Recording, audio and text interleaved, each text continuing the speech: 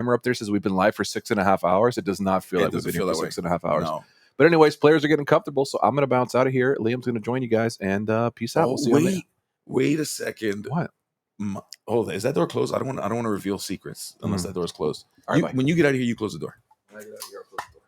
Look, guys, I have to. So we're doing ASMR, guys. We're doing ASMR because they can hear me if I'm not careful. So Mai is known for playing Amethyst Steel. Okay, we've seen her on stream before. She's awesome. As Skinner closes or widely opens the door and then closes the door very slowly. In fact, might I add, so slowly. Okay, there you go. So door's closed. I can talk a little bit louder. So Mai traditionally plays Amethyst Steel. We've seen her play that here as well. Now we are being surprised. Apparently, the reign of Jafar has come over Mai's brain, has affected her. She has been influenced. She's like Basil. Her mind, she's been hypnotized, folks. She is not playing Amethyst Steel today. Today, she is on Amethyst Sapphire. We're playing Blurple.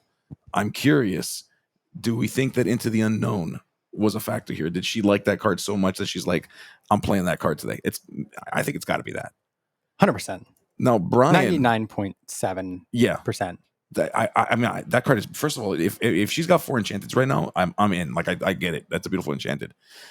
Bryan is actually, I gotta go now. He gave me a high five. So me and Bryan Bryan's on Freedom Gaming. I'm in the Illuminati. So we're like local, and like we say like rivals, sure, but we're still friends. But there is one professional courtesy that we have for each other, and that is that we're both Emerald Amethyst players. Bryan is not on those colors as well. I feel disrespected. I feel angry right now. There's a lot of emotions I'm going through. I know it hurts. It hurts. And Bryan is doing all the hurting right now as he's not playing. And not only is he not playing the colors we love, he's playing the evil colors. I hate these colors so much. Yeah, if you're a Emerald Amethyst aficionado at all, these are the colors I think you hate the most. And I fall into that category. But it's always fun watching talented players pilot them, and should be a fun matchup. I'm just checking a couple things here. Yeah, Blurple, not a very well represented deck today. Not many people bringing it in, despite the prevalence of Into the Unknown. So I'm excited to see it performing well. Apparently is the right choice. I have to nod Maya's deck name for this event. You'll all see it later. Is I woke up and I'm winning. I love it. I love it. Yes. But no, this should be a really fun matchup. Okay, cool. Yeah. I've prepped. I'm ready. Here we go. This is gonna be fun. It's gonna be a lot of fun. I mean, and Bryan, listen. Mo, I see you're angry as well. You're angry like I am. We should be angry as Emerald Amethyst bros. We should be upset with him. But maybe it's not this card. No, I take it back. We see his hand. We can see his hand. yeah, there it is. Never mind. There it is. So much discard muses. It's brutal. But we'll see how it does. I mean, it's gonna be rough. It's gonna be a fun one. Now we see. Okay, so we see some of the staples that we'd expect. All right. So Bryan's got an okay hand. Not bad. My kind of I guess we'll find out. We have to see Mai's hand, so let's figure this out. Rooster Man asks, Mai got a win already? No, I think that's residual from the last round. This is it's definitely game one. It's game one. Yeah, so ignore that. And we're not manifesting anything here. No. All right, Liam, lock in. Okay. Interesting hand here. We got 2 Ursula Deceiver Vals on Bryan's side. Bryan playing the classic green steel line here, saying Diablo Tournament. Let me take a look at what you have. Mai with she has the bell. I think she has the popsicle. She has the popsicle, so yep. There we got that opening, as well as some cards she'd rather have later. But Tipo, I think, as well. So there's Into the Unknown, not being played, Into the Inkwell, and we have the classic popsicle opening on that side as well. So, the more things change, the more they stay the same. That's that's the theme. That's definitely the theme for today. As we figure, it's only a matter of time. By the way, beautiful nails, Mai, as she pops that popsicle, and of course, as we are figured out, she plays the bell. Get that on the board early. Ursula Deceiver coming down. We've seen everything in the hand. We're going to take a look again. One more again. Nothing to choose there. So Bryan, of course, knew that was there. Probably his only 2-turn play, but get a little bit more, get another card on the board. and pass it back to Mai. Yeah, that's generally the case too. So sometimes you got the two. You gotta go on curve sometimes, and that's just the way it is. Yeah, absolutely. And not a lot that you're really saving it for. Against a Ruby deck, you might hang on to that for a while, look for that, pick that, be prepared, but not really a ton you're saving it for here. Of course, if you manage to snag a How Far I'll Go, if it was off the top deck, that'd be a great hit. So yeah. Back over to let's see, Azurite Sea into the Inkwell. Probably see another ramp card here. I think we had a Tipo available. Yes, there was definitely one of those, and there it is. There's Tipo. Hey Tipo, what's up, bud? Tipo, another card into the Inkwell. So this is, tough opening, I think, perhaps for Bryan. Here we have got a crucial card here. Friends from the other side. Oh. Card, it's from set 1. It vanished for a little while, comes in and out, but used to great effect here against a discard deck that's going to look to put hand pressure on her. Blurple is a deck that wants to survive into the later game. It has all these bombs on the back end. And so, it needs to hang on to ramp. And one of the ways to beat it is to put consistent hand pressure on and force it in top deck mode soon, especially when you're whittling away your hand with cards like Tipo to ramp. So being able to draw that extra card there with friends will be maybe particularly impactful. But on the other side, you have a must answer card that came down. Yes, you do. And I mean, that's going to present some very, very dangerous scenarios here, especially the way that Bryan's hand is currently set up. This can deal some serious problems. Mai is taking a look at options. And of course, we saw it, McDuck Manor, a good card in this matchup because Emerald characters generally don't have a whole lot of strength. It forces Bryan to either let it run, you try to outspeed it, or you have to invest many of your characters and resources, potentially songs if you've got them like Zeus, in order to deal with that problem. So this is a great distraction in this matchup. Yeah, it really puts a clock on the game. As you said, there's not a lot of really clean, easy answers for it in Bryan's deck. The best thing, of course, is along came Zeus, but even then you're going to have to invest more in it. Yeah. We do have the Ursula Deceiver of All managed to stick around, so we're going to double singlet the Storm Rage on. Getting those characters removed is one thing, but being able to draw 2 cards off of it is probably the more impactful thing with that card at the moment. And now we're left with the McDuck Manor sitting there just gathering lore as Scrooge counts his money in his vault. 100%. And that's generally like when this card goes down against Emerald, that's kind of what you have to do, at least in the beginning. You start to amass the strength that you need. Bryan, of course, saying, well, is one lore going to be the difference here? Let me at least start the onslaught. Let me at least start, speaking of palace heists, let's put a heist on the McDuck Manor. A manor heist. Let's do a manor heist. Let's see if we can get to that pool, into that coin pool, and figure that out. Yeah, Bryan also dropping a Pete down, not the most impactful card in this matchup, but it does stop, How Far I'll Go and other cards that Mai could use to ramp and push her hand a little bit. So we are going to see a Peter Pan Shadow Hunter come down, rush, take out the Diablo, get rid of that shift possibility, control the board a little bit. And again, that clock is just going to continue to tick with that manner. Pete does put 3 power on the board, though, able to start, knocking some more bricks off the walls there. And Prince John. Prince John wants a cut of those coins in that pool. As we see, a double singing sudden chill. Brutal. Yikes.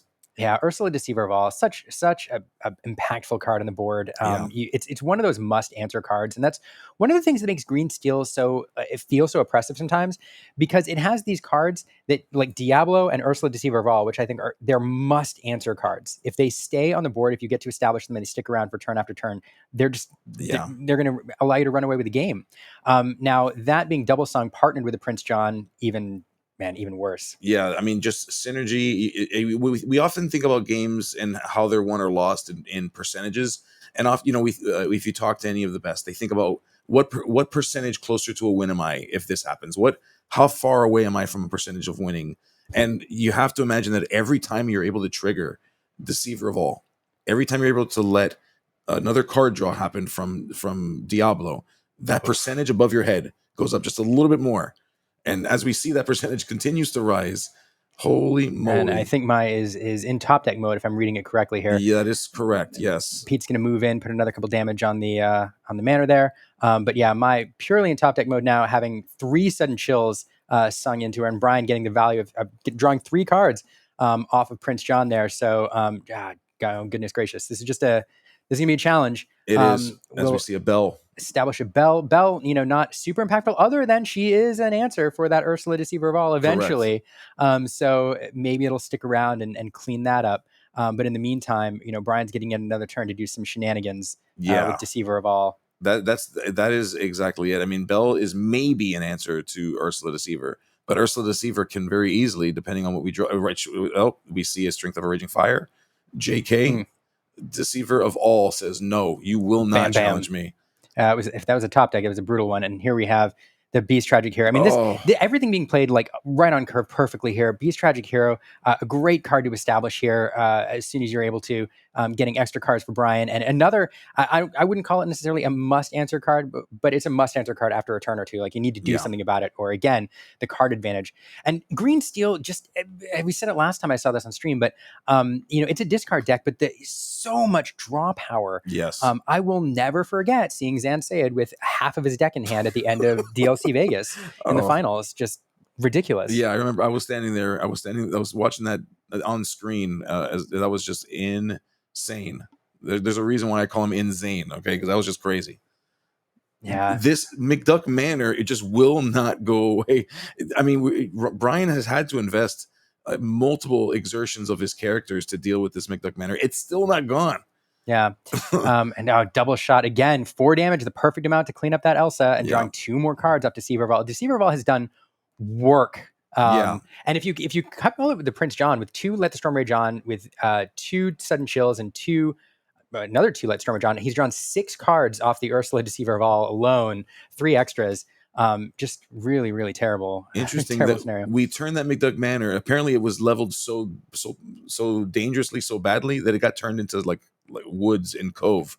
As we have a hidden cove over on Bryan's side of the table here. There's nothing left but water. Right. I will mention too, the Prince John cleaned up there by the Elsa, made vulnerable due to a quest. But once you force your opponent into top deck mode, that Prince John, they're going to, every single turn, they're going to keep their hands empty if they can. That's one of the ways you counter Prince John, is just don't have anything in your hand. Exactly. And so at that point, not doing a whole lot, and you can quest it. Of course, it does help you out with cards like we don't talk about Bruno, which forced the discard, but again, just not doing a whole lot. So squeezing that lore out of the quest, not terrible there. Sudden Chill, man. I wanted to keep that thing. That was a Hades. That would have been had to. Uninkable. That's the rough. life we live. Yep. That is the life we live. Of course, just as I say that, it's not doing any good. Hey. We drop another Prince John and we get value out of it. Do the Hades that's stuck there. And 1 ink, the difference here, 1 more ink. And that Beast Tragic Hero is in the inkwell instead of being, a problem over there. But Hades not able to be played. And this game is over just as fast as it started. 1 more ink and it possibly turns the tide, sending the Beast to the inkwell and allowing you to establish the Hades. Buys you some time at least, but that was tough. That was really tough. It was tough. I mean, I think the biggest issue here, of course, was Mai was not able to keep up with the board after dropping that McDuck Manor. Was the McDuck Manor would be great if we had additional things to follow up with. If we had other distractions, other characters to deal with the characters that Bryan is forced to exert to deal with the McDuck Manor. We didn't have that. Bryan masterfully put down that Prince John, started singing Sudden Chill, double singing Sudden Chill with the Deceiver of All. And I mean, how do you beat that? Yeah, and dropping, and it's another weird card to mention in this scenario, but dropping Pete as a bigger body, able to clean up that manor because your other characters are doing other stuff. Yeah. But yeah, so it's tough. To your point, what Mai really needed is something to start answering these other characters. Fox perhaps cleaning things up, it's these must answer cards. Ursula Deceiver of All is, every time it is a must answer. If you don't get rid of it, it will allow you to run away with the game. If you don't get rid of it, it gets rid of you. That's what happens. Yeah, that's right. That's right. So we'll see. Really need to find something in the early game here to take care of that. Mai has a lot of high cost characters pre-alter. We're taking a look now. We see more bells. Yeah, and it's Finders tough. Keepers, McDuck. These are all not the kind of cards you want to see at the start of this game. The other thing I'll mention too is one of the answers to Ursula is getting a bell to stick early, because that it threatens the Ursula if it's removed. The problem is that an Ursula double sung Let the Storm Rage On is the answer to that bell, and she protects herself in that scenario. Yeah. So one of Mai's early game answers to remove some of those threats is susceptible to a pretty good counter. Absolutely. And as I see some chatter about, speaking of rotation, people summoning some dark evil, wanting Prince John to get reprinted. Color's Law, the defender of goodness and everything great, is like, don't you wish this evil on this world? Color is law. I've got your back. You know, I wouldn't even mind Prince John as I still mind him, but I wouldn't mind him even as much if he had one lore.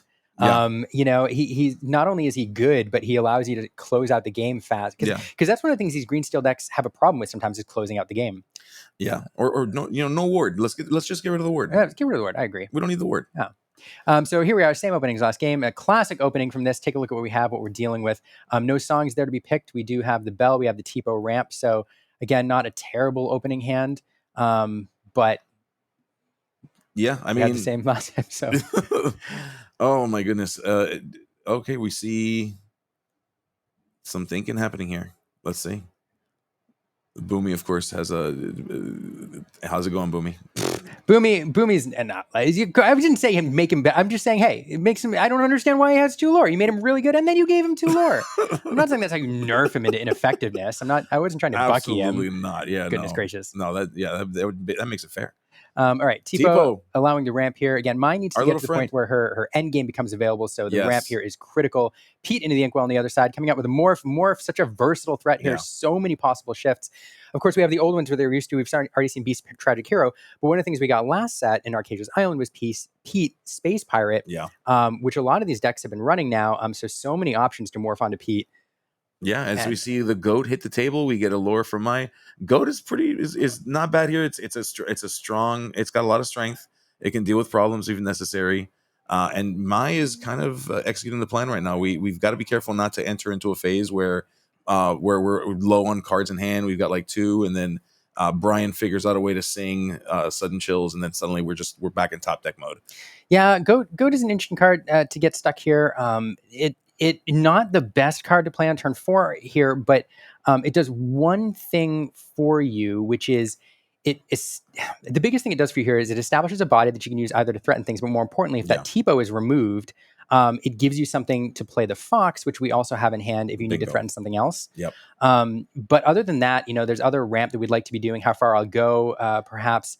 But yeah, Mai certainly not in as bad position last game because Bryan hasn't managed to play and stick yet some of the bigger threat cards, although he has some of them in hand. Yeah, that's 100% has them in hand. We see just that evil duo together, sitting, waiting to come out and say hi to Mai. We got that Prince John, the greediest of all. We've got the Diablo, the devoted herald. Just some of the finest emerald cards on this side of the Mississippi. So let's see. I think I can read some of the other cards, but for sure we know that top 2. We've got 3 inks set aside there. Let's see which way to go. Bryan clearly debating here which direction he wants to take. There's a couple things I think that he wants to stick to get these combos going, and we are going to get the Prince John. Yep. That is with Ward impossible to remove. Right. So we'll establish that. Bryan not feeling particularly threatened right now, and so taking some time to establish this Prince John to get some of the discard shenanigans going that we saw before. Yeah, certainly. Mai has to kind of respect that. We know that Prince John has the ward, as we've been discussing. So, you got to think about how do we work around this? How do we get to a point where we are not losing too many cards? They're not drawing too many cards. We start entering into the thought process about, okay, well, what do I ink? How do I keep myself effective? We're going to use that Elsa to tap down the Diablo. Would you have tapped down that Diablo, or would you have done more? What are your thoughts on that?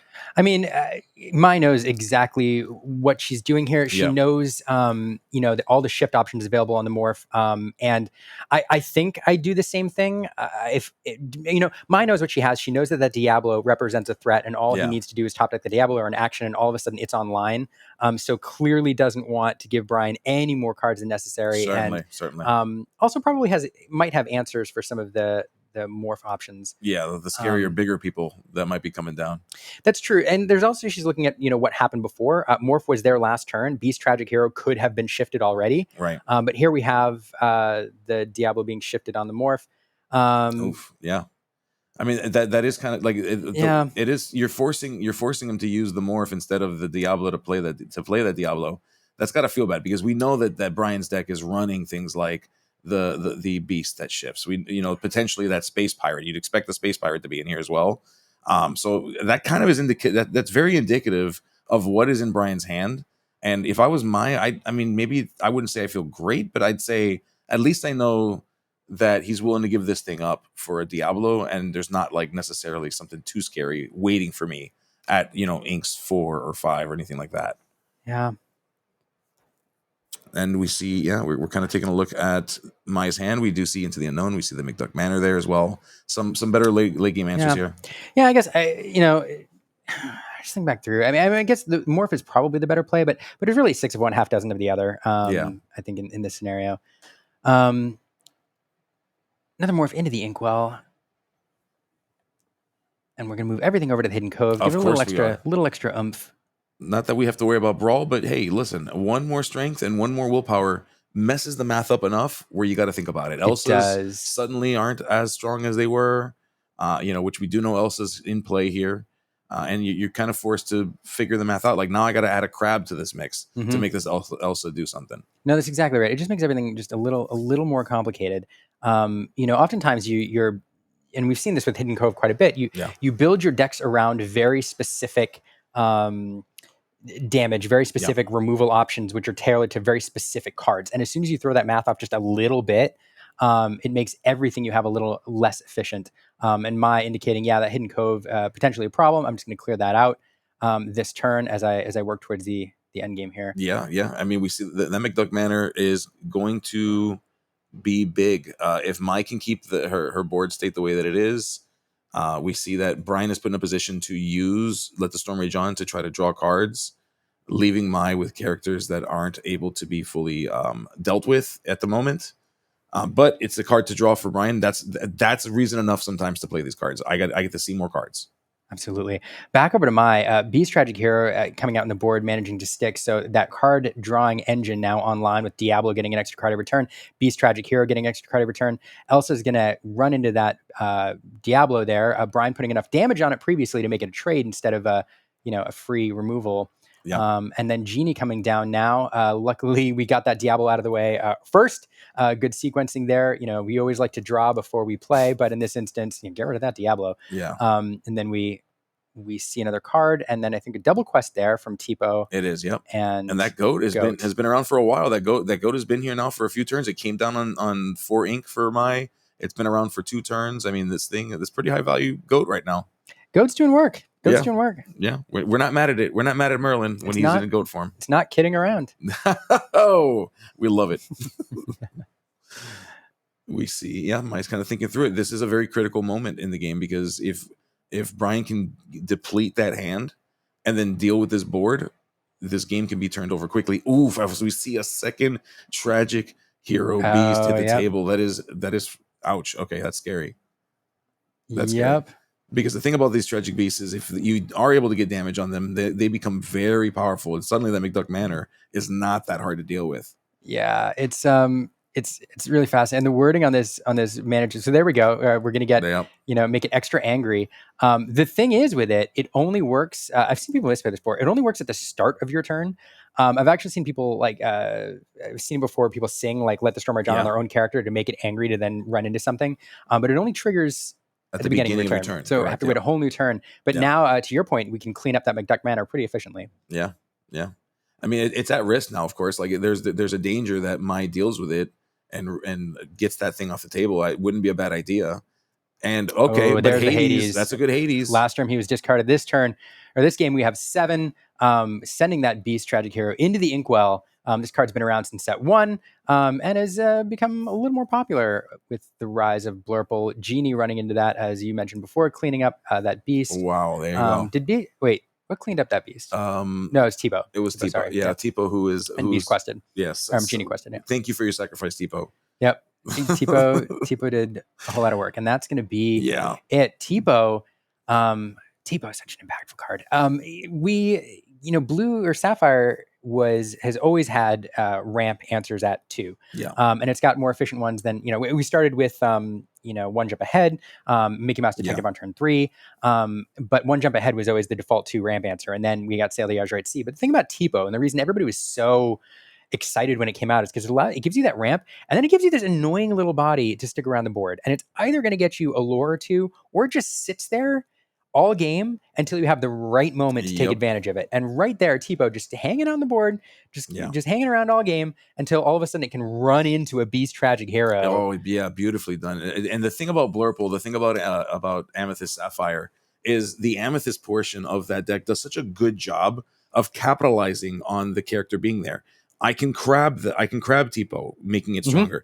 I can snake it. I can fox it. So if it allows me avenues. And so when you think about these plays of leaving the character out, not tapping Tipo, there's a lot at play within Amethyst that you have to consider, because it is a strong mechanism to deal to taking something off the board that's a surprise. So Tipo in Amethyst, I think is fantastic. Such a good card. I totally agree with you. So I think one of the things we saw in this game, we saw definitely a difference between play draw disparity here, but we also saw, Bryan on the first game, I think on his closer to his ideal draw, able to get the game plan online early, use the curve effectively. Game 2, not quite there. We also haven't seen him leverage the Diablo shift early game, so there's some even more powerful lines that are available. I mean, Blurple doesn't have amazing answers for that in the early game. So we'll see. I think a lot of it depends on Bryan's draw here on the play. There are openings which make this game very difficult for Mai to win. Yeah. And on the other hand, Mai managing to hit her ramp on turn 2, which is super important. Turn 4, perhaps not as efficient with the goat, although the goat eventually did work.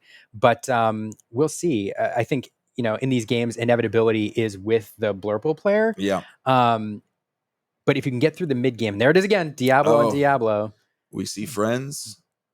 So we know that there's one action. Of course, when we're dealing with Emerald, you're dealing with Ursula. So I think there's a high likelihood that friends gets sent to the inkwell right now. But sometimes you keep it and you force them to play.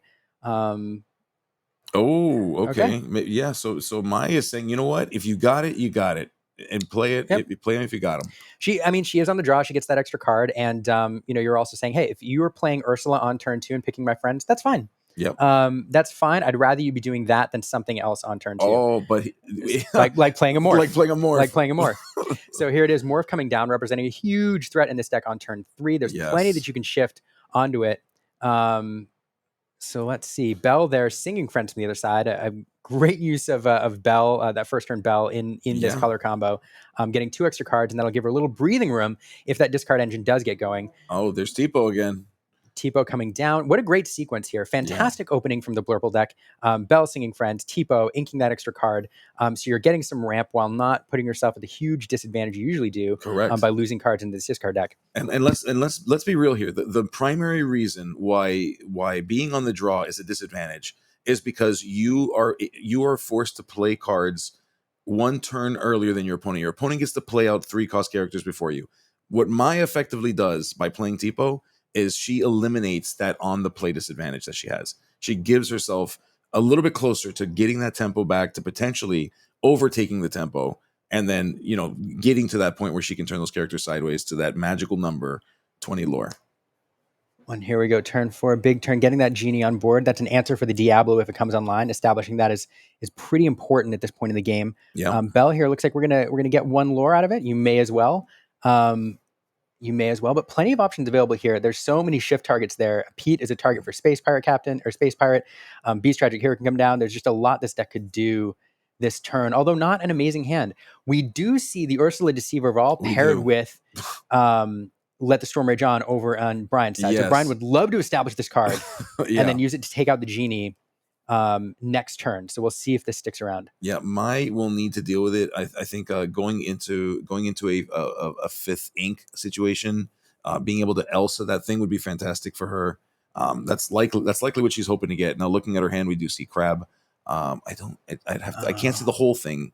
She might have it. Let's see if she has it. Let's see what presents itself here. And Bryan also, at the end of turn, sending that sudden chill into the inkwell, getting that little extra ink advantage. And another card that could hang around for Deceiver of All later, but Mai has managed to keep her hand pretty healthy with the Genie, the Friends, the Popsicle, all replacing themselves. And so even that sudden chill on its own without the Prince John doesn't represent a huge threat. But the hand size right now for Mai, giving her a lot of extra breathing room. Yeah, and she's opting to just move forward. She's identifying that she is in the control right now. She's in the driver's seat, and she's just trying to take advantage of that and get the quest in. As we double sing with the Deceiver of All that Let the Storm Rage On gets rid of a genie that offers Bryan 2 more cards to draw, which in there we see another Deceiver of All. Mm-hmm. Oof, We yuck. do have the Diablo now, and we have the Bruno to shift it if we want to get that online. But the Genie represents a check on the Diablo. But the thing is, so the Genie represents a check on the Diablo, but right now, Mai has the power on board to clean up the Deceiver of All. So Yes. there is a possibility Bryan could just say, hey, I'm going to play 2 big threats. You can only remove one of them. He could also play the other Deceiver of All and allow Correct. her to stick around. That may be the safer play. But he could go like wide with big threats here if he wanted to. We also have the Muses we could establish to do some bouncy shenanigans. Interesting. So many options. Yeah, opting to ink the Deceiver of All. Okay, and Morph is going to clean up that Tipo, and again, that Tipo combined with the Genie is what threatened the Deceiver of All. So, Yeah. Not necessarily a trade you want to make because of the threat that Morph represents, but definitely valuing keeping that Deceiver of All on board. And now we have established the Muses, and this can do some shenanigans. It can. I mean, Muses is an interesting card in this particular matchup. A lot of the things that you're going to be having to choose as a target, I mean, the Genie. So it'll prevent you from it'll prevent your opponent from gathering too much lore too quick. However, these characters in Amethyst that are lower, as we see, into the unknown take effect, sending the Deceiver of All into the Inkwell. But Finders Keepers to 3 more cards. Very powerful. There's one way you can beat discard, Liam. Draw more cards. Draw more cards, dude. Just keep drawing. Draw more cards. And Mai doing that this game, what a healthy hand size. Yeah. So one of the things you mentioned, the checking the genies and all that. The checking the Genie keeps the Diablo safe. Yes. That's one of the big things here is you want to, Bryan's been going through his hand, not a lot of cards, like 1 or 2 left in hand at this point. You want to keep that Diablo safe. And so you find ways to check it. Here, we're going to send the Genie back to hand with, we don't talk about Bruno. We're going to discard a card at random from the hand. And there's so many options at this point in Mai's hand. Absolutely. And then we can bounce that Diablo as well. As they randomly determine, and they've assigned a number order. 1 through 6. Perfect. Yep. Perfect number. And it's the Genie.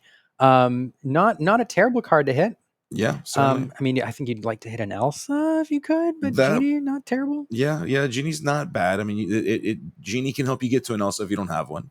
Genie is also going to get you to just quest really crazy, can really speed the game up. Peter Pan. Oh man, you wanted that Diablo to stick around, but Mai had the answer in hand the whole time. So that's what you would have rather hit. Yes. This is the Peter Pan Shadow Hunter, or Shadow Finder.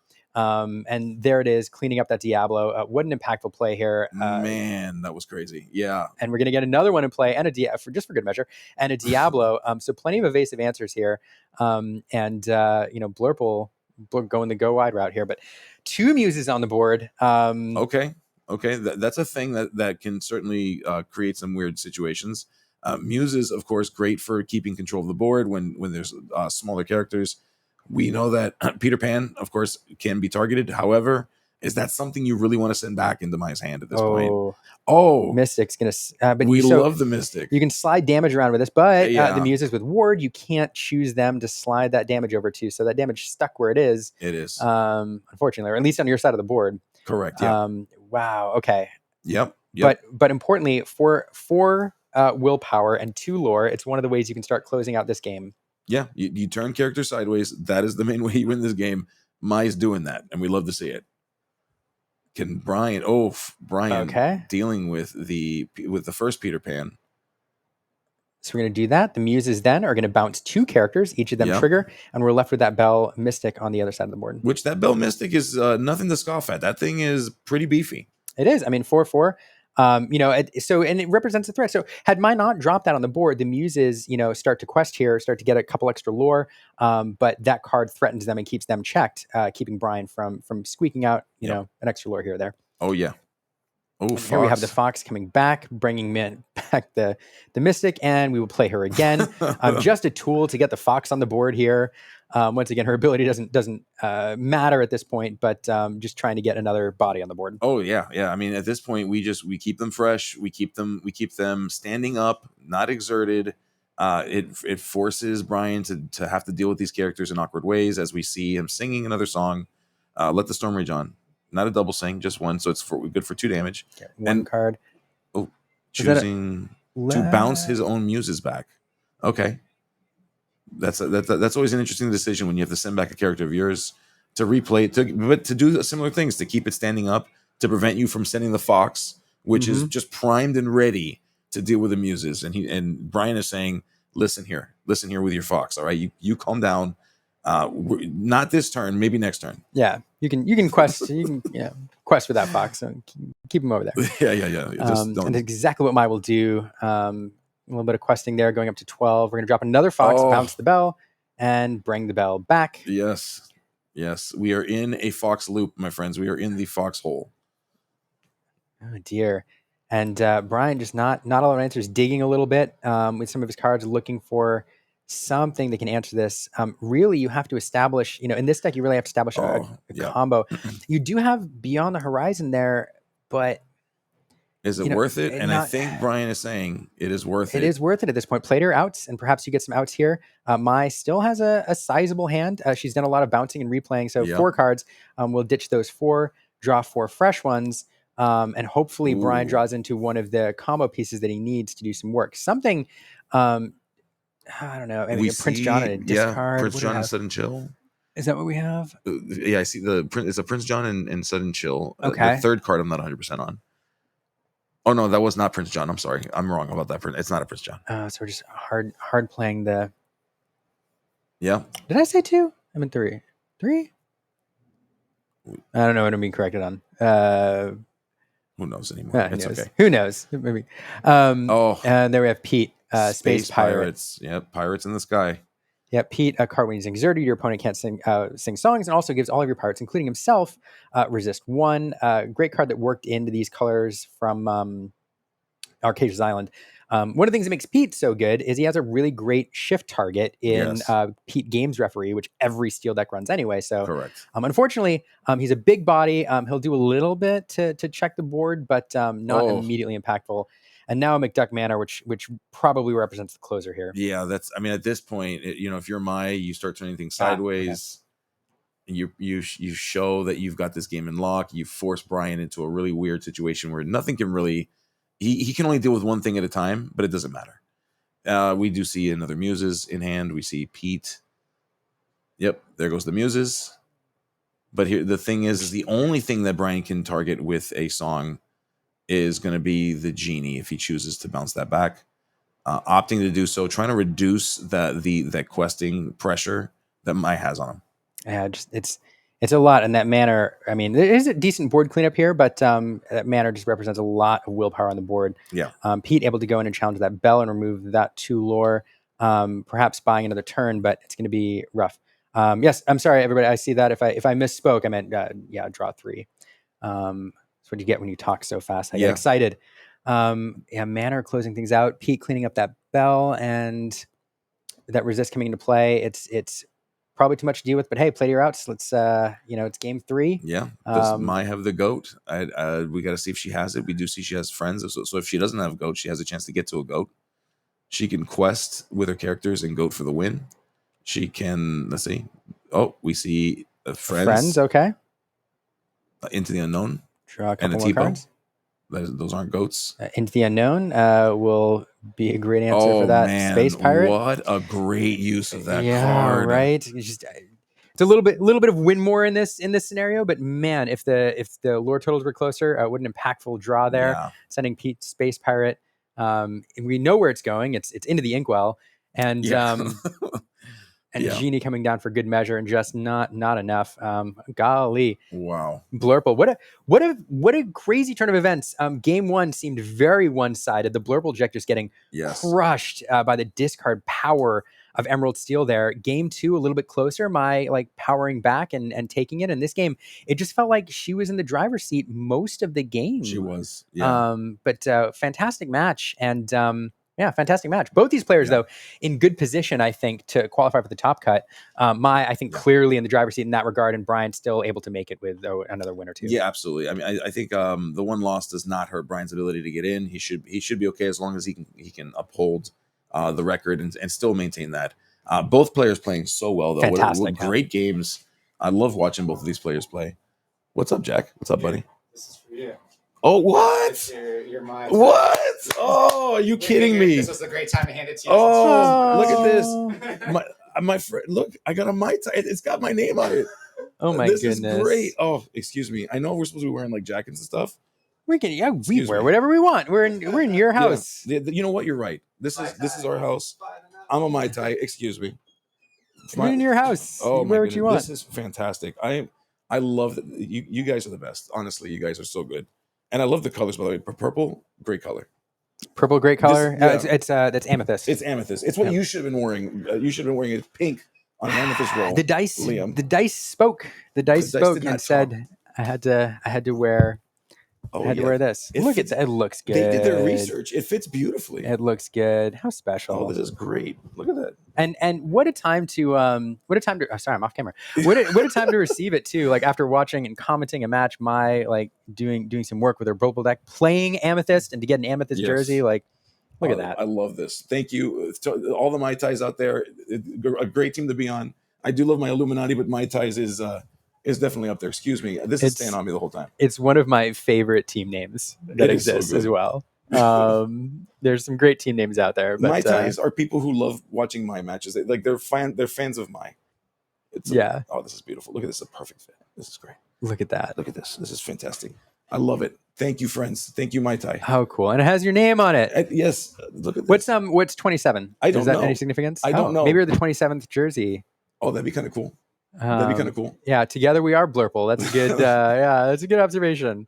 Oh man, here it is. Oh well, congratulations! What a special gift. This is one of the greatest gifts I've ever gotten, and I'm including the birth of my son. Thank you. Which he will watch back one day on. No, it's fantastic. How special. I'm really that would have. All right. Yes. See, I'm gonna cry again. You all make me cry. I love the Lorcana community. I love the way everybody, we all support. It's going to get cheesy, folks. I love the way everybody supports each other, and these have of showing appreciation for what all of us do in our roles. It's not as cool as a jersey, but that is so cool though. Friendship bracelets became a thing in the Lorcana community a while ago. I don't know if it copied Taylor Swift or what, but like I always now when I commentate or even play in tournaments wear like these gifts from Lorcana community. And I can tell you who made each one. And this was from Enchanted Hunted daughter Kyla, who has a good channel. So and Caroline Lorcana Bell with this one, and Alyssa, Matt Hang's wife, and so fun stuff. That is so cool. Honestly, yes. This Lorcana Craze says in the chat, this community is just top notch. This is a fact. This is a fact. Get in here. You got to get in the camera. Oh, sorry. I keep leaning out. I'm used to being on the other side, so we switch. Every once in a while. It keeps me on my toes. But that jersey is so special. Thank you. I love it. Now, whenever I see you wearing it on your amazing streams, I'm going to know exactly when you got it. I know, right? Like we can go back to this moment. Oh, this is great. Oh, Aaron, they're talking. Go. Hey everybody, welcome back to SSG. The interview duo is back with our most recent winner, Mai. Congratulations. Thank you. So you were just saying before we went live that you can't believe that you're here. And why is that? You're such an amazing player. I mean, there's so many amazing players that come to SSG. Every single time I'm like amazed by like all these players coming out here all the way to, the store and to play. And I was a little bit worried about, my deck. I was playtesting, the last set jams. The discard was just destroying everything. So me being in my Blurple deck, I was like, okay, like if I get the right cards, I could probably pull it off.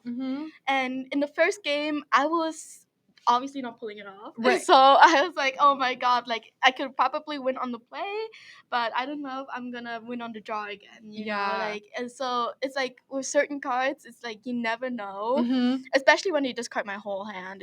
That was painful. Yes, yeah. So I heard multiple times throughout the shop that you are not normally a Blurple player, but you piloted that deck so well. What was the impetus for the shift? Kind of why did you decide that you were going to branch outside your normal deck? So there is a really good player named Mikey, and I always looked up to him. I always looked for him for advice. So when the Into the Unknown card got released, and it's kind of like a Let It Go, but like you play it like earlier, you could play it earlier on or with less like a less higher amount of characters. I was like, I could totally like this could totally change the entire Blurple deck. Yeah. I could totally just like put important cards that need to be like into the inkwell with that early on if I needed to. So then I realized last tournament that I was here, Purple Steel that I was playing wasn't doing so well. So I went into Blurple and I've been loving it so far. So I just stuck to it for this tournament, even if I wasn't sure before coming in here. I have to say, it means so much to me, especially with this little one, to watch women dominating this game. And you're such an incredible player. Thank Do you have any advice for new TCG players, women who are looking to come into a really competitive field like we have here at Yeah. SSG and might feel a little intimidated? I would say it is definitely like having so many men around here. It is like a little bit intimidating, but you just have to realize like when you play, you just gotta play for yourself, and you no matter who your opponent is. So like playing against one of the FG members who is like an established team. Oh my god, my heart was dropping the entire time. I couldn't even imagine that I was playing on stream against him. You couldn't tell. You kept your cool the whole game. I had to sing songs to get myself out of it in my head, or else I was just gonna lose my entire cool. But yeah, just like do this for yourself. As long as you keep believing that you can do it, you can definitely get there. Awesome. Well, do you have any questions? Yes. Any? I don't think she has any questions at Okay. this point. Thank you all so much. Oh, This amazing shirt, jersey called the Mai Tais. These are for Mai's fans. It has my name on it. Mai, amazing. We love Mai. Oh And if my you want to join the God. Mai Tais, we're accepting applications. Come and join the best team there is. So congratulations, Mai. Sorry, I just wanted to jump in and show my the jersey. God. Oh, he's also got the jersey on. I love that Mai's fan club has just joined us. This is amazing. I want to join the Mai Tais. I need to join the roster. Oh my gosh. Well, thank you so much, Mai. Best you. of luck to the Thank rest you of the so day. I much. cannot wait to see how you perform. And thanks for taking I'm the time. excited. Thank you. Absolutely. Back to the folks in the casting booth. And so that was the third time that I beat Mike Tyson in a boxing match. Sorry. And he said, he said that was Wow. he'd never seen that before. So I'm just impressed you got to keep all your teeth. yeah, I know. It's really Wow. good. Oh, we're back. Hey. Hey. You might know me from having run from that other room. You might know me from out there. What a fun event. Rooster just said my favorite. Mine might look like a sheep, but she's a wolf. 100%. Do not sleep on that. That's true. We love it. Oh my goodness. It's a wild time out here, folks. It is. What a great we'll talk more about the meta index and stuff in a moment, but just to want to highlight one more time, we talk all about how the Lorcana communities, I think it's a special place in the TCG world. Yeah. A lot of families play, really welcoming atmosphere. I love it so much. And there's a lot of good TCGs out there, but Lorcana has felt particularly special to me with the jerseys and the bracelets and all that. And SSG, you all down here, this is my second time. And both times I've been incredibly impressed with the community vibe, with how supportive everybody here in the store is and who's part of the official team is of the local community. Yeah. And you strike a fantastic balance between supporting your local players and the local community, and taking care of everybody who is grinding out games here in South Florida, but also the broader Lorcana community. Yeah. And trying to expose everybody watching out there to some top tier Lorcana talent, inviting people from around the country into these events. And it's a really awesome vibe. So if you haven't had the chance, if you're in the Florida area and managed to come, now it's in the bottom of Florida. Yeah, fair enough. But if you're in the Florida area and manage to come out to one of these, to visit the store, to come to these events, they're really great. And if you have the opportunity to fly into one, you should come experience one because it's pretty special. Yeah. I mean, pricing is fair in terms of like entry when you get here. Just like the even if you don't like everybody's gonna show up. You don't come here if you don't think you're gonna win. I get that. You don't fly here to say I might lose. Even if that happens to you, if your tournament journey is over, your experience at SSG is not over.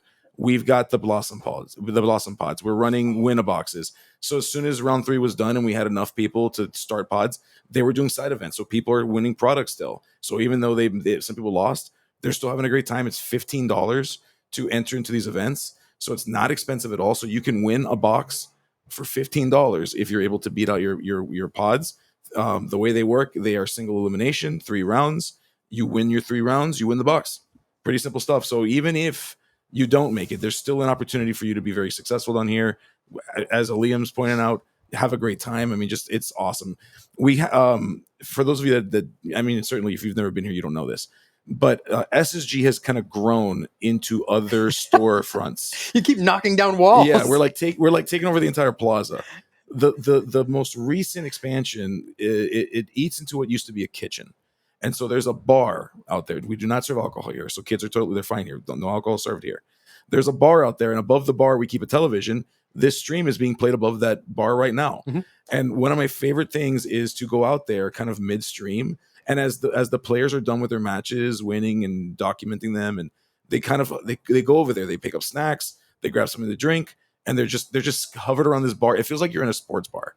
And it's just all of us together kind of looking at this TV. And last event, there was a young kid that was playing. His name is Zane, top deck king in our Florida Lorcana Network chat. He was playing against Hector. No, I'm sorry. He was playing against Zan. It was Zan versus Zane. I apologize. Oh, Zan and Zane. It was Zan and Zane. His dad was standing outside there at the bar, and he was yelling at the top of his lungs, "That's my son!" Like he was just so proud. So like those moments is exactly why I love this game, why I love this community. It is fantastic. If you can get out here, you have to get out here. You have to get out here. It's great. It's great. But if you can't, we do our best to try to bring this to you as best as we can, because we know if you're out there and you're watching Lorcana, no matter where you are, we want you to feel as if you're sitting here with us enjoying this. Because yeah, it's all about bringing people together, and we love it. Yeah. No, I appreciate it. Yeah, it's great. Well, we're glad you're here, though. We're glad your family's here too. I love being here, and thank you all for having Aaron and Elena and I. And it was a wonderful trip, and we're super excited to be here. Yeah, and we're super excited that you all watching are taking the time to hang out with us, even between rounds. So for anybody joining us, we're between rounds. We're going into round 6. Am I right? Sure. Yes. Question mark. Okay, round 6. Yes, 6 of 7 rounds. So this is the point of the day where some people have secured the top cut, some people are fighting for the bubble. So every game now that we're going to see super impactful, because it's pretty much lose and any of these top tables is pretty much lose and you're out. A lot of people are going to be drawing in. Who do we have still competing here? So taking a look at round 5 action here, where are we at with? Oh, sorry. Where to go? Where is it? Standings? Nope, not standings. Oh, yeah, we're still waiting. I think we're still waiting for some round 5 results to come in. Yes. All right. So taking a look towards the top. So Zach Bivens actually is no longer undefeated. He took a loss from his opponent. So Zach Bivens is not undefeated. Oh my goodness. Dylan Crowley is still undefeated. Well, what's that? That's the one we watched. Yeah. So we know that. I mean, we're kind of reaching up towards the end here. We've got some SSG players that are still kind of in the mix. We have FS, who's Ray. Actually, Ray is the person who's like done the art for the mats. Oh, fantastic! So there's a pretty good shot. Oh, depending on what their circumstances are, they did lose that match, but they're still in the running for top 8. So there's still a lot of top matches to take a look at. A lot of stakes to be had, and I think that we're going to come across that as we see where we're at in terms of points. But to your point, there's a lot of stuff that has to happen. Players have to consider whether or not it's an advantageous time for them to double intention. They intentionally draw. Sometimes you don't have that ability. Famously, if you're Zach Bivens, you don't do that. That's right. That's not an option for Zach Bivens, and he's not wrong. If I have to say, because there's something very powerful in being number 1 in Swiss. For those of you who've never been to an event, who've never been to a DLC, or have never been to a major event like this, the main advantage that you get for being number 1 in Swiss is you get to go first in every match in your top cut. And boy, oh boy, that is one heck of an advantage. So, something to think about. Some people just want to get in. Some people want Top Cut, and they want to do it all the way through. That's true. That's true. Yeah, it's an interesting choice made by Ravensburger early on to make that kind of the tournament standard, because it does incentivize continued play. So one thing I'll note too on that, just because it's fun, I don't know, and we're going into Worlds. Zach actually got his Worlds invite through the strength of his continued DLC record and finishing top, and then got an invite that way. Yep. And so him choosing not to, in that particular or in a couple tournaments, draw it all and win out and go into as the top seed, actually got him his Worlds qualification. Correct. So fascinating there. But yeah, it's always fun to see when you get to these rounds how people are going to play it out, game it out. And then there's a lot of people on the bubble who are just trying to scratch and claw their way in. Yeah. Yeah. It'll be interesting to see how we do that. I mean, so we have Zach Bivens here. Mhm. We've seen what he's playing. We know what he's playing. Mhm. I wish I would, and I know it's like rude. Like in fact, I was on the ICL or last week. I was on the ICL, and I kind of joked with Luke Wonderland about what he was going to be bringing to Worlds, and of course he said, "Oh yeah, no, I'd love to talk about that," and he muted himself as he started talking. That's really funny. I'm like, Luke, I love you, and yet yes, thank you for doing that. So it's rough. Like, and we see these players testing decks that they don't normally play. Mm-hmm. We know now, the World's format is triple deck constructed. We now know the rules of that. So you got to wonder, like, what is Zach Bivens learning about playing Amber Emerald? Like, what is he learning by doing that? What lessons is he gathering from that so that he can parlay that, turn that into a success at Worlds, so that he can win that thing? You know. I don't know. I did talk with him a little bit, and he because all these Worlds players, and you see some. Zach's not the only one playing in events here, but the last thing, like up until Worlds, but the last thing you want is to tip your hand, obviously. So yeah, certainly. I talked to him, and he was like, if I actually wanted to, if I was aiming to win, like my goal was to win this tournament, he's like, I wouldn't have played this deck. But it's fun, and what I was gathering from him is, one, it's fun to play, but two, he didn't understand it as well as other decks in the meta. He took a little bit of a twist on the lemon lime combo and said, hey, I think this is good. I'm not positive, and I want to understand it better. But if it was one that I think he was dead set on taking in, I'm not sure we would have seen it today.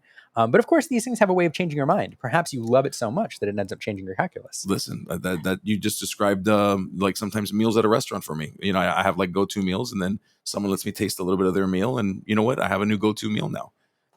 So yeah, absolutely. I mean,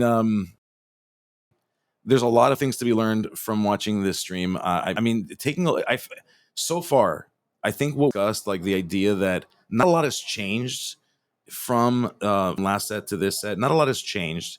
There's these pieces that seem to augment or enhance what the deck is kind of already doing. Is there any, like, we're now approaching this point in the tournament where we've seen we're approaching the point where the undefeated decks are basically few and far in between now. So we've seen what operates at the top. We're going to start to see decks that are towards the middle as we see what kind of is at the win and end situation. So I'm curious if we see something different with the win and ends than we do with like the ones that are at the top. But what's if you had to kind of summarize your vibe on how this set, how this format or this meta is going to shape? And granted, you only have one day. You've been watching this today. Few hours. If you had to like make a call, like how does this shape out? What would you say over the next like 2 to 3 months? I mean, broadly, it's still tough to tell because stuff changes so frequently. I remind everybody back in the start of set 7, Arcasia's Island. Week 1, you had Zan Sayed come out swinging with this item deck that shot the price of several cards like to the moon. And everybody was like, oh my goodness, this deck, Oswald, right? This deck is unbeatable. This deck is amazing. And then we saw people counter it. We saw And then we saw the best counter of all, which was a ban of, two of the key Strike cards. you down. But even before that, we saw people kind of shifting away from that. And we saw Aaron Rubin, a very talented player and Zant's testing partner, bring this deck into the Hunter Burton Memorial Tournament and lose in the finals to Amethyst Steel, which was pretty much unchanged from the previous set. So all that is to say, it's still too early to make, I think, any solid calls. But I do think one thing I'm pretty confident saying is that Ruby Sapphire is where it was so dominant before. It is still a very good deck, but perhaps not quite as dominant as it was before, and perhaps we'll lose some steam. We also see Ruby Amethyst, losing a bit of momentum here at the start of the set. And so those two decks, which are always like powerhouses and mainstays, don't seem to have the influence that they did. Instead, a solid bevy of steel decks kind of at the top, decks that can be customized multiple different ways. And perhaps that's the biggest takeaway to me is the decks that I see performing, the color combos I see performing the most well right now, or the best, are ones that have a lot of room to adapt within those colors. And the perfect example of this, I think, is Amber Steel, which can go a very, very aggressive direction, or it can go a more traditional Steel Song direction with A Whole New World. And there's a bunch of stuff in between. Yeah. You see the same thing with Amethyst Emerald, where you can go like the discard route, which is a very specific build for that deck, or you can play the more traditional tempo version, which we've seen here on stream as well. Yeah. And so those are the decks, to me, the color combos that seem to be faring very well are the ones with a lot of diversity in the build. Whereas some of the others, which tend to be a little more formulaic, with a very traditional build like Ruby Sapphire. And there are I don't want to say there's no variations to Ruby Sapphire, but the game plan of the deck is generally very similar. Maui Shark or no Maui Shark is one of the the classic philosophical question. But I don't see any cards that are truly changing things. The one exception is I have not seen Beyond the Horizon played yet. I've seen a couple Whole New Worlds. Yeah. And I've been talking to some players, and they think that the dynamic of that card can truly change the dynamic of certain matchups and how you play them. Big difference for them in decks that want to play that card between dumping your whole hand and drawing a whole new hand and only getting 3 back when you're the player choosing to play that card. So that's one that I have my eye on to see how it really changes some of the statistics in these matchups. I'm sorry, that was a really long answer. No, but I asked you a very broad question, Yeah, so it makes perfect sense. Yeah, I'm glad you answered that. And I think the other thing too that I'm starting to notice is that decks that tend to be like locked into like a certain deck list. Like this is a 61 card deck list. I need every 61 of these cards. Those tend, because to your point, because they're less versatile, they don't have those tech slots, those tech spots that allow you to kind of bend and wave with the meta. Oh, there's more Steel Song in the meta. I can put in these heavier, this heavier willpower characters. Oh, Ruby's back. Okay, we need higher strength.